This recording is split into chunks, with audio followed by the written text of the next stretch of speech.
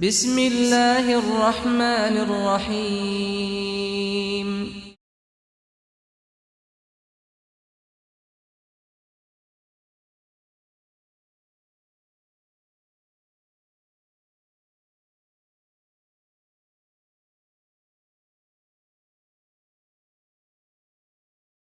And then he went on to explain that in his home country, he said, my family members were expressing their surprise to me and saying that you're the first one to come and tell us. Everyone's doing it. The whole country's doing it. And not only that, but the whole country is also doing it on the basis of microloans, interest-based loans. So everyone is engaged in the same method of farming. Well, obviously there must be a number of individuals who don't, but he was saying that it's so common, it was the first time they ever heard someone tell them that, look, this isn't permissible.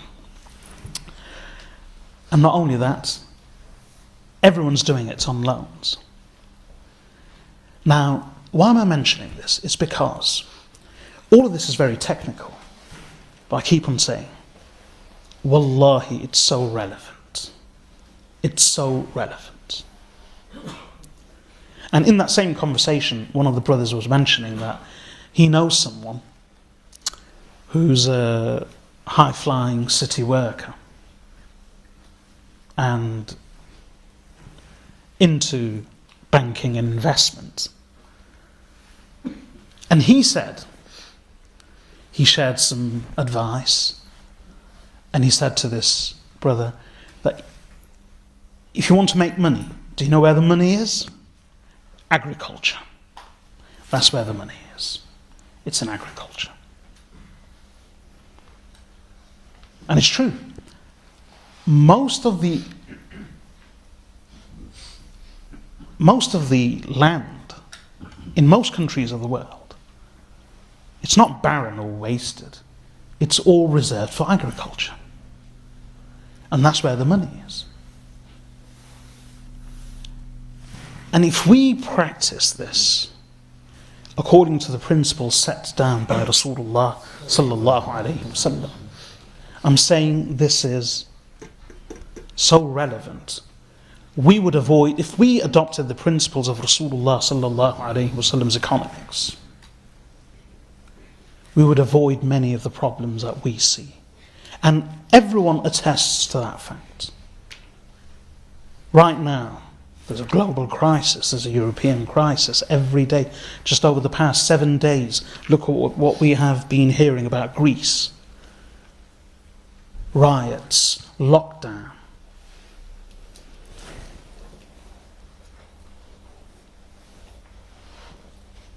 Economic horror on a national scale.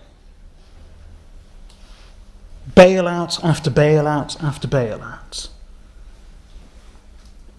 Mind-boggling sums. 130 billion euros is a figure being mentioned over the past few days. And that's just a bailout, one of many. 130 billion euros.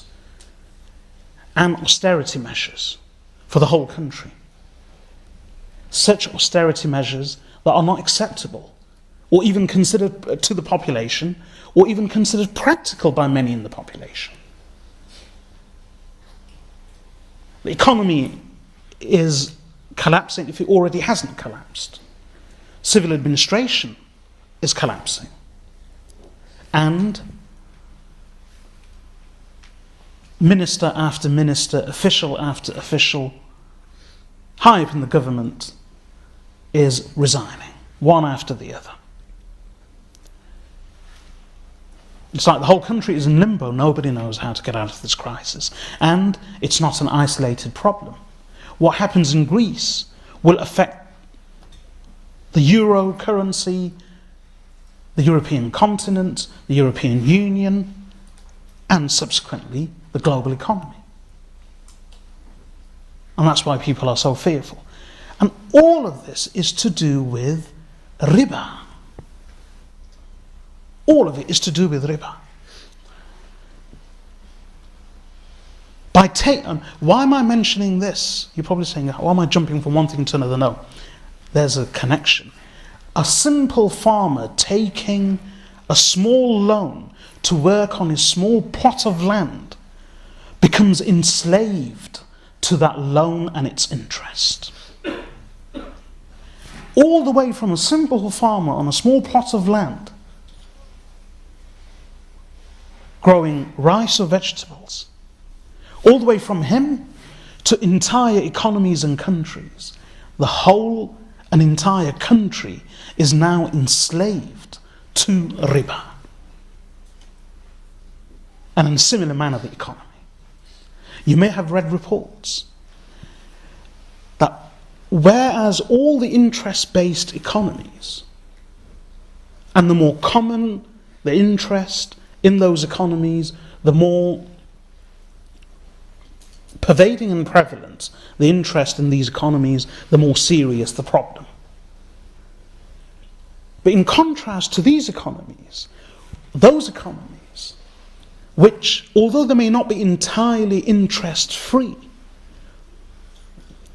there may be some element of interest, but still where there is a prevalence of non-interest-based activities and commercial practices, of non-interest-based loans, where people are not enslaved to the riba and its consequences, they are actually bucking the trend even now.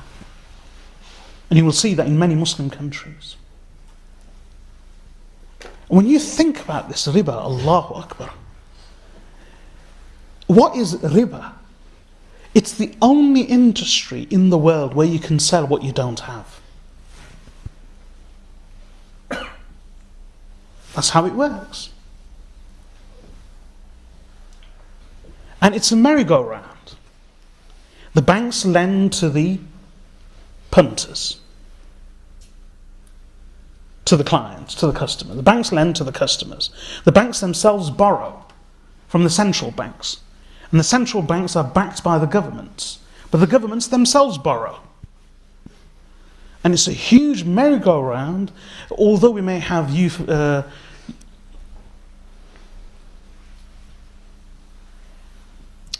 euphemistic phrases such as quantitative easing. It's called quantitative easing. What does that mean? Quantitative easing, a fancy word, a euphemism for simply saying that you can print money out of thin air. We want another 130 billion? Just print, get the presses running, print them.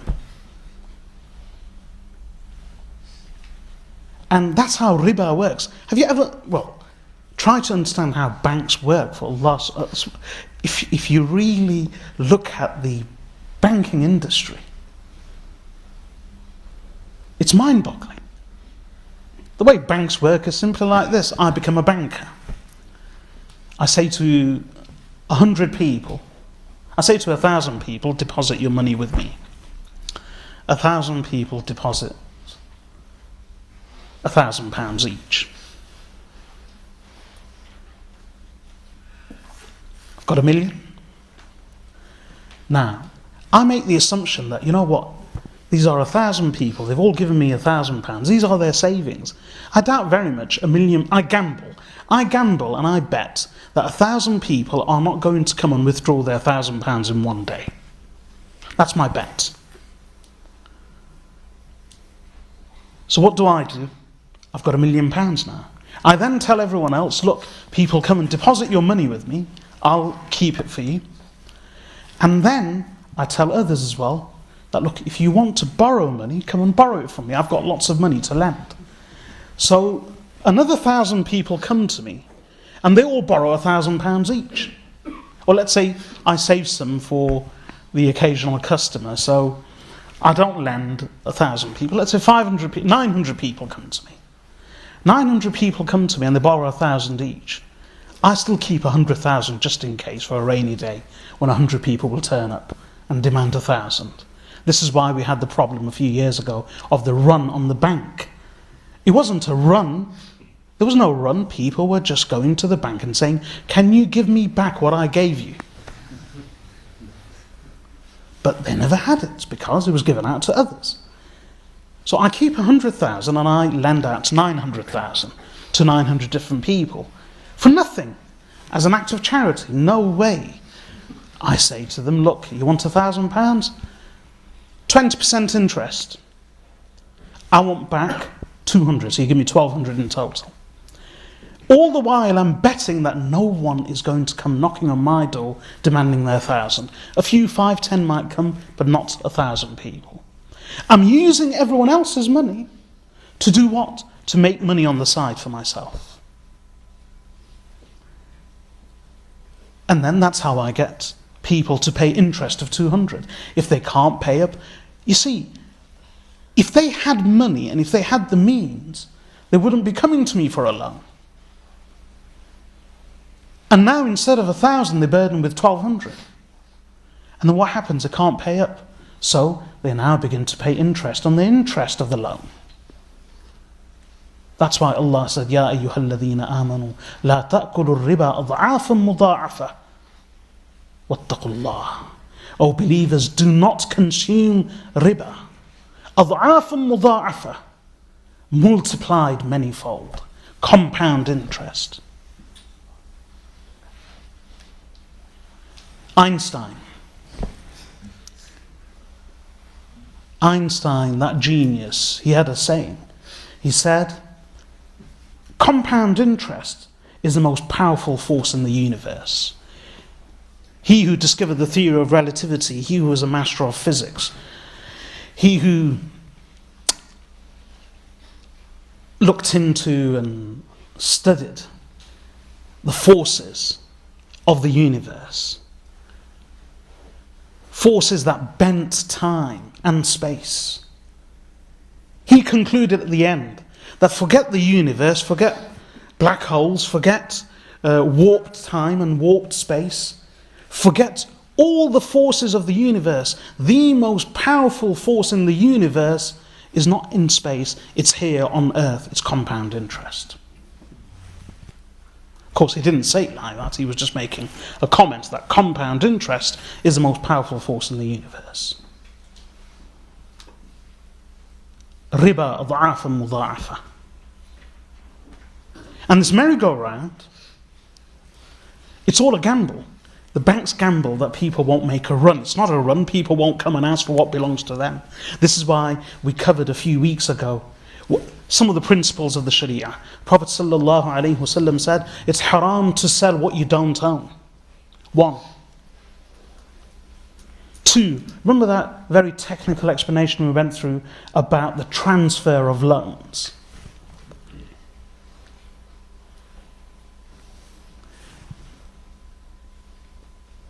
So here, and there's no responsibility. So,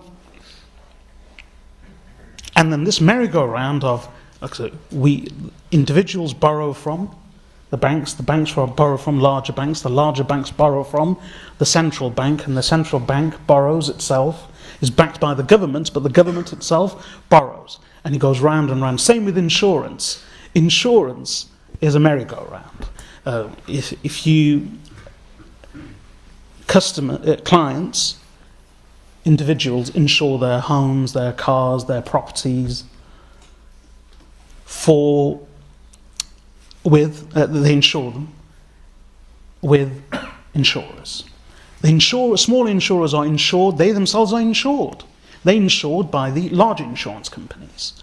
And the large insurance companies are insured by mega insurers worldwide.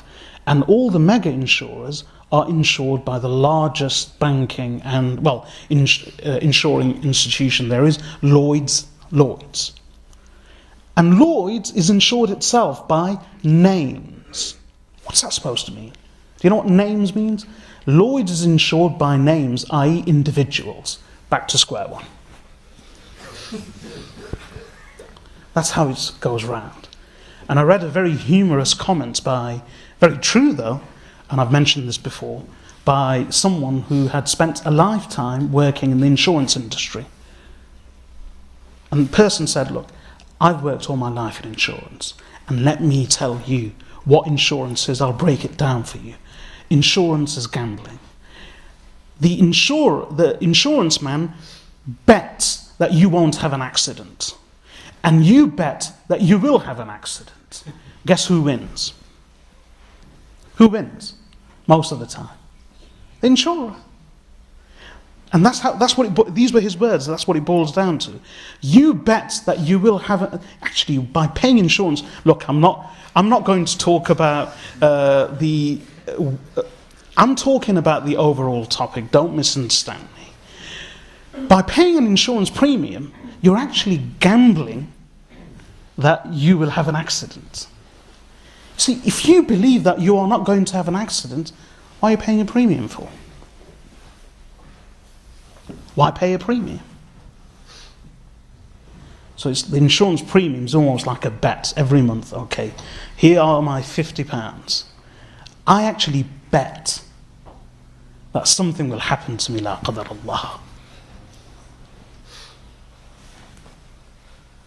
And the insurance man says, right, I receive your bet, and I'm hedging my bet that nothing will happen to you. And it all works on probability. So 100 people pay insurance. It's just like the banker. This is why I said this connected. What did the banker say? The banker said, 1,000 people, everyone won't come to me at once. So out of 1,000 people, he allows for 10%. 100 people will come to me and demand their 1,000 back. 900 won't. Insurance man says, out of 1,000 customers, 100 will lay a claim. If that, 900 won't.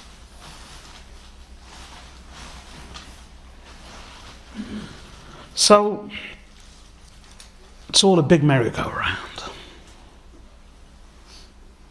And this is why, and many experts agree, that if we had adopted the practices, non-Muslims are saying this, that if we had adopted the practices of the Prophet Muhammad of Islam, sallallahu alaihi wasallam, we wouldn't be in this mess.